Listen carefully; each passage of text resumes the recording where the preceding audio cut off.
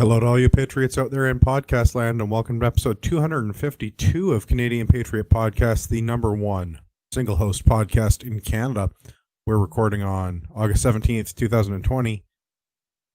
Everyone else quit. It's just me, Andrew. I'll be your host. Apparently taking a week off in Alberta last week was just too much for Ian and Gavin. They are both now on semi-permanent vacations. We'd love to hear your feedback about the show. Email us Canadian Patriot Podcast, or email us your feedback at CanadianPatriotPodcast.com, or visit the website CanadianPatriotPodcast.com and follow the feedback link. You can find the show on the internet. You should also check out the various socialist medias. We've been trying to use Instagram more. We'll come back to that in a moment. We also need your help. To support the show, visit patreon.com/CPP and become a Patreon today. You get a better quality version of the show for just $1 per episode. And since we've moved to the 2-show-a-week COVID format, Patreons also get early access to the midweek show. Show you're not a communist and buy a CPP t-shirt for just $19.99 plus shipping and theft. Visit CanadianPatriotPodcast.com homepage and follow the link all the way over on the right. Also want to remind everybody about the partisan challenge, because I was slacking off while I was in Alberta, and I did not do 45 minutes of exercise every day, at least not in the typical fashion, or practicing a skill, because I was mostly working or vacationing. So 45 minutes of exercise, 10 minutes of practicing a skill, 15 minutes of reading, 2 liters of water consumed, and 1 task every day to improve your life, which I'm going to say is also hard to do when I'm in Alberta, since the only things I did to improve my life were work and vacation. On that note, though, I did spend a week in southern Alberta, which was great. I was also a guest on the Definitively Uncertain podcast with John and Adele. Would definitely recommend you go and listen to 85.5 if you missed out on hearing me last week.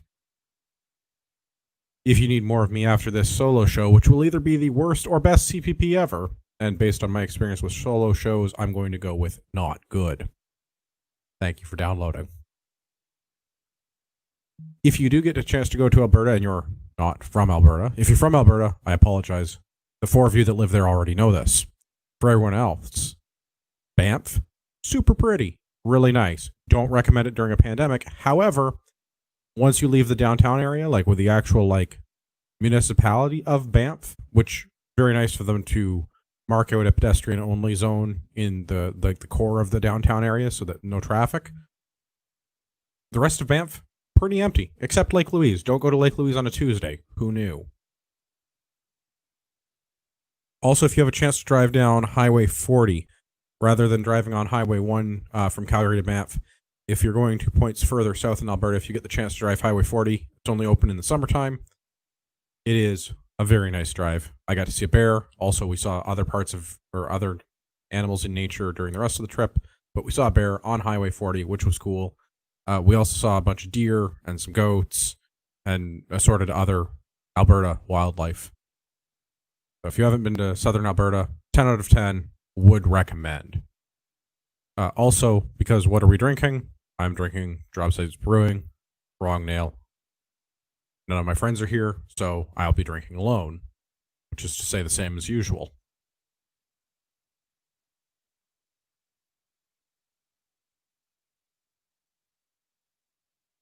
All right, let's do some news. Big news at the top of the show. This just happened. I just caught the tail end of a live stream on the CBC. Finance Minister Bill Morneau resigned today as both the finance minister and as an MP,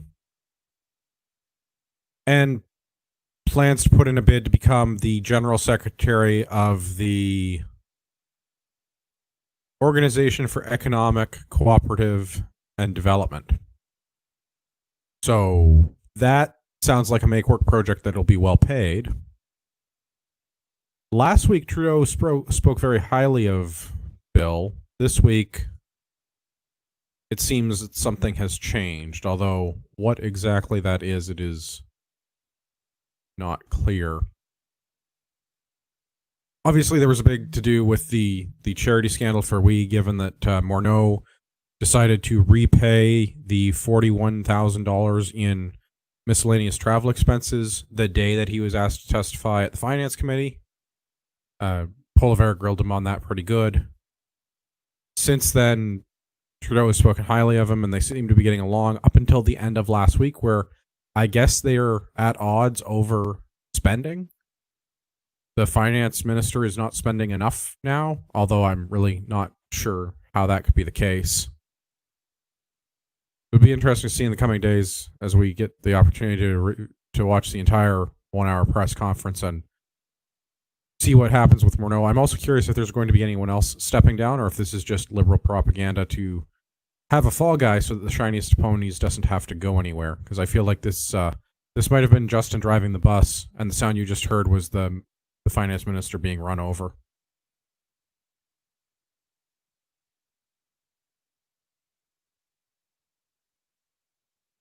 Let's do a follow-up from last week. Last week, Ian and Gavin talked about an incident in Toronto's Cherry Beach with a chainsaw thing. There's a follow-up article to that. Apparently, there are anti-mask lockdown or anti-lockdown, anti-mask groups having parties on Saturday nights in Cherry Beach after they have a weekly protest at Queen's Park. I don't know about Toronto. I seriously question Toronto about this, but okay, sure.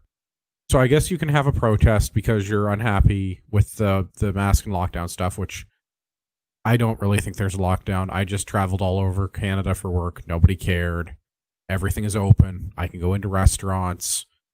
I don't know how locked down things are, but maybe Toronto is different because I refuse to live in that hellhole. Apparently, they have an after party at Cherry Beach, which is considered an extension of the protest somehow, because Toronto, I suppose. The chainsaw guys that they talked about last week destroyed the DJ equipment, causing about $4,000 worth of damage. The good news is we know what they were doing with chainsaws at Cherry Beach. The bad news is we don't know what they were doing with the chainsaws at Cherry Beach. There's still no information about what actually was going on, that these guys were running around threatening people with chainsaws and apparently were covered in blood and had some sort of an altercation with a large group. But I guess the music was really bad at the anti-mask party because $4,000 worth of DJ equipment got cut in half. So that's funny. Let's talk about the city of Edmonton.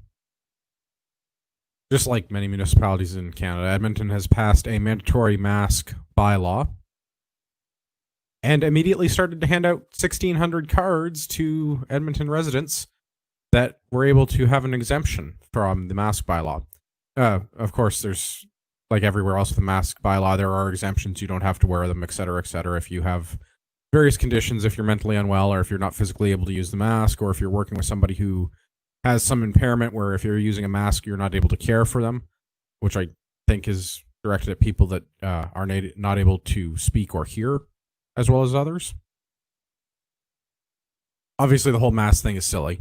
I think we all understand this is silly, and the fact that they're implementing bylaws now in August, when the pandemic was in February, shows both the speed and competence of the government which cares for you.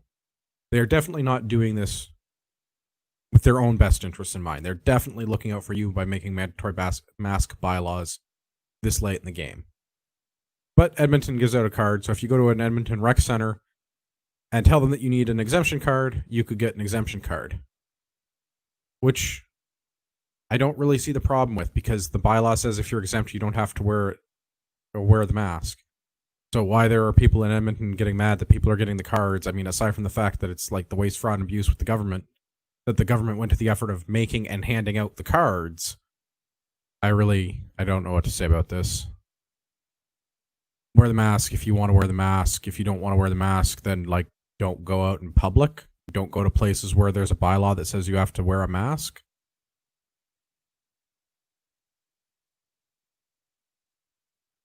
I don't know. This is silly. Like if you have an exemption in the bylaw, part of the argument with anyone can go to the Edmonton Rec Center and get the card if they want it, the exemption card.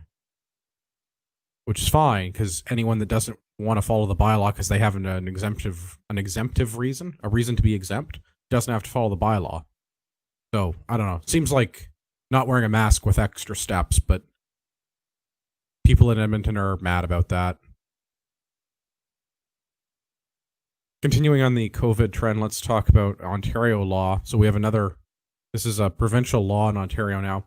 New Ontario law requires personal information for dining in and is prompt privacy concerns. This is in the CBC. Restaurants are required to take names and contact info for diners to improve contact tracing. I don't really follow the whole contact tracing. This is the same thing as like I don't think the masks are particularly helpful. I get that they prevent you from speaking moistly unto others.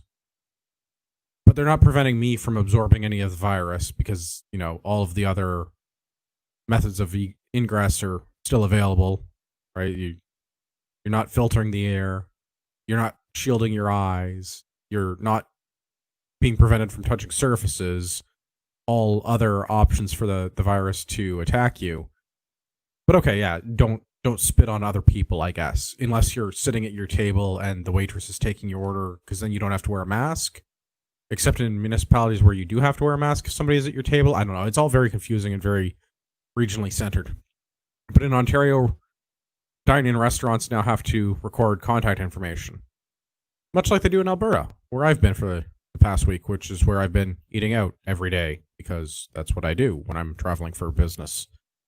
It's not like I can go and cook the steak myself. I suppose I could, but it becomes very problematic in a hotel room. There's also precisely nothing enforcing you leaving your or even correct contact information. There's no verification, there's no validation with this that you have to provide a real name or even your name. They're not checking it against your driver's license or other forms of government-issued ID. And they're recording a phone number, but they're not validating that it's your phone number. And even if they did, how would they be able to validate, say, my home phone number, for example, if I were at the restaurant? Okay, sure, you can call my cell phone, but how are you going to validate that it's my phone number? Maybe I'm giving you my business number. Like, this all seems very silly and ripe for privacy abuse. Restaurants have to keep this contact information for 30 days in case the local health unit has to contact them to do contact tracing, and contact other diners if there's another case of COVID. The other part with this that I think is kind of funny is that there's concerns from assorted busybodies. We'll call them busybodies. A professor at the University of Ottawa, or I guess research chair at the University of Ottawa, that this is the end of anonymity. Well, sorry, if you were paying with credit cards, you were not being anonymous anyway, which is another interesting thing that I've seen is that some restaurants are now refusing to take cash. Which I feel like you can't do because it's legal tender, but I guess private business, so if they don't want to, then don't eat there. I don't know. This seems like charter violations against charter violations, but also it's private business, so if you don't want to go to a private business, don't follow their rules, and if you're a business and you don't want to follow the government's rules, then stop operating a business where you pay the government taxes. I'm not saying break the law. I'm just saying don't operate a business, right? Whole thing seems very silly. Continuing trend of silly government things. The CRA shut down this week. This is in CTV. This is out of Winnipeg. CRA shuts down online services after 2 cyber attacks compromised thousands of accounts. So if you're one of 5,500 Canadians with a My Account or My Business account or represent a client, in that case you'd be an accountant, you might want to make sure that you're not using the same password for Pornhub that you use for your CRA. Apparently the cyber attack used already published or available data from other breaches, so combinations of usernames and passwords that are available on the internet if you know where to look and how to get them. I would strongly recommend, this is not in the article, but if you want to see if your information has been made publicly available through some other leak somewhere, not necessarily with CRA, but Have I Been Pwned, with a P is a good website for that. And it will show your email in relation to any data security breaches from major websites. Also, don't use the same or simple passwords for everything, and even better if you can have different email accounts for different things, because that reduces the variety of choices, or that increases the variety of choices, reduces the chances of somebody being able to log into your account with your information across multiple services. So don't use the password I like guns for both your banking and insurance and email account, because that makes it easier for somebody to get that information. It should go without saying, but CRA deals with all kinds of people with all kinds of technical understanding. So big shock. Also, can we all take a moment and celebrate that the CRA is shut down? That's funny.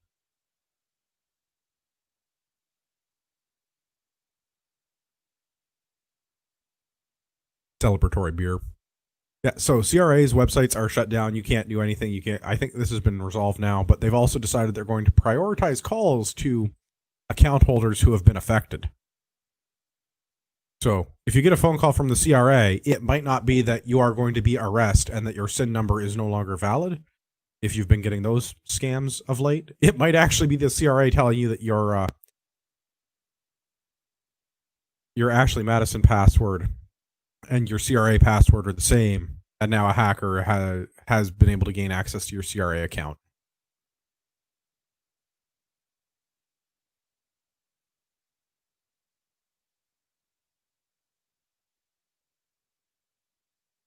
Go on to some CERB news. Things that we saw coming and have talked about many times on the show before. The CERB money is going to be taxable. What a shock. This is in global news. Everybody's getting their CERB. If you're getting your $2,000 every 4 weeks, you get 16 weeks, you can get $8,000. Straightforward math, right? Apparently they needed to interview CPAs to figure this out. Ottawa is not doing any at-source deductions.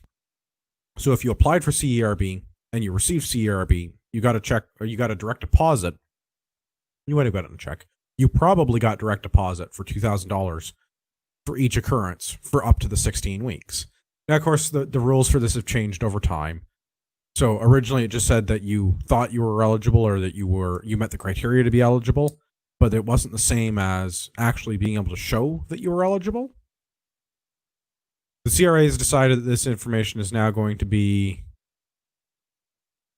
just part of your total income for the year. So if you have a job, or if you had a job, or if you had some other source of income, like unemployment insurance, and you also receive CRB, the total amount of income just gets lumped together, and congratulations, you may have moved into a new marginal tax bracket. A bunch of problems around deductions. EI does not take nearly enough taxes off. So if you're on EI, if you've been on EI before, you probably know this. And if you've been on EI, you may not be a listener to the show. But if you've been on EI doesn't take enough at-source deductions. So come tax season, you owe the government money. Come tax season, you owe the government money that you may or may not be prepared to give them back. If you have a normal employer and you get a T4, your employer has probably done enough at-source deductions that you'll be close. You'll owe a little bit one way or the other. You might get you might get money back, or you might owe the government a little bit. But it generally speaking should be close for most T4 recipients. So if you get a T4 and EI and CERB, you get to lump all this together as total income, and then you get to pay the government back. So if you're making more than $12,000 a year, you owe the government. And if you make more than $12,000 a year, unlike people that receive EI, you might be a listener to this show. So this might affect you if you've received CERB. The other thing that's come up with this that I know has impacted some people is that CERB has been being given out with EI whether you ask for it or not. So some people that have been legitimately out of work for reasons unrelated to the coronavirus or the pandemic or any of those situations, people who would have been out of work under normal circumstances, have also received CERB benefits, which they will now be expected to pay back. People that are in those 30 and 40% tax brackets.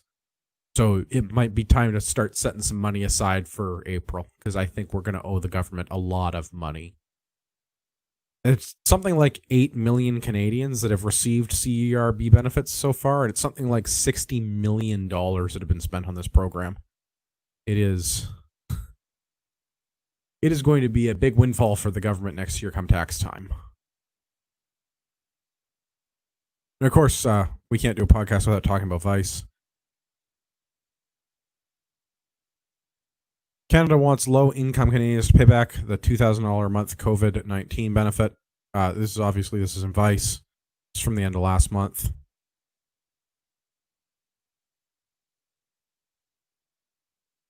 The concern that I have around this article primarily is that the conversation with some of the people, particularly in Nunavut,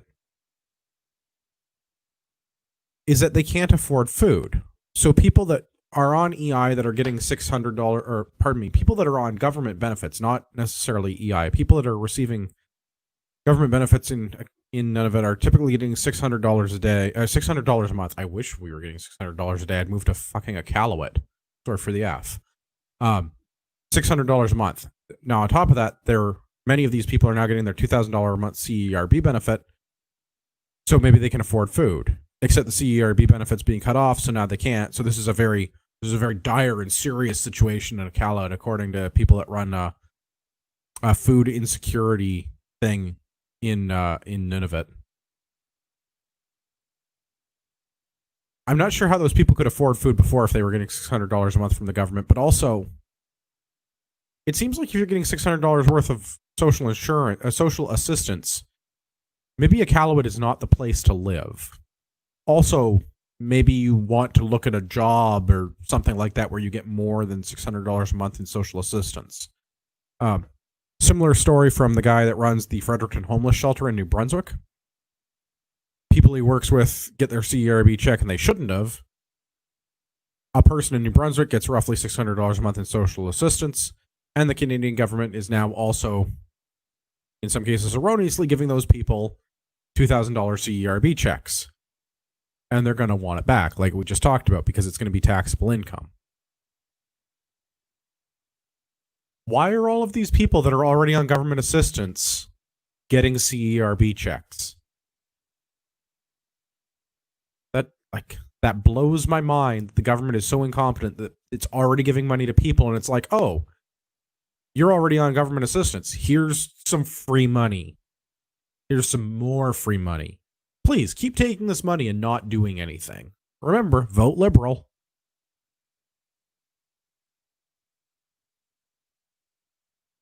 I have one other story for this evening. We're going to go to Toronto.com. All you need is $200 to buy a gun in some Toronto neighborhoods. I'll be right back. I need to apply for CERB for a reason that will result in me getting about 10 guns. Because I could use 10 more guns. They've interviewed a former gang member that's apparently leading a community initiative now, which, I mean, sounds a lot like a really nice way to say government grant money, but basically, Marcel Wilson, the gangbanger from Toronto that led a street gang in the 90s, says everything that we've been saying on the show for years about the way the government works, at least in relation to firearms laws. Criminals in Toronto are getting illegal guns by smuggling them into the country. Criminals in Toronto are using illegal guns to protect their illegal goods and other illegal assets. Criminals in Toronto don't follow gun laws. There, I saved you 12 minutes of reading on Toronto.com. You're all very welcome. Seriously though, I need to go get my CERB check so I can get like 10 guns, because I'd like a $200 handgun. I feel like they're not going to be very good, but I also feel like I'm willing to find out. And if I have 10 of them, I mean, New York reloads for the win, right?